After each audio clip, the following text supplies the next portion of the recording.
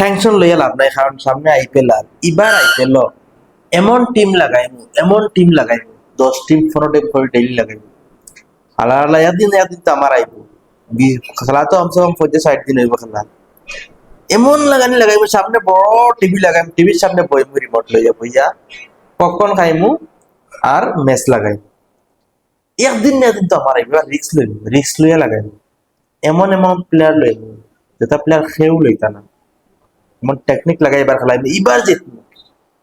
যদি লাগি যায় 2 কোটি টাকার ডাল, 2 কোটি টাকা। হ্যাঁ,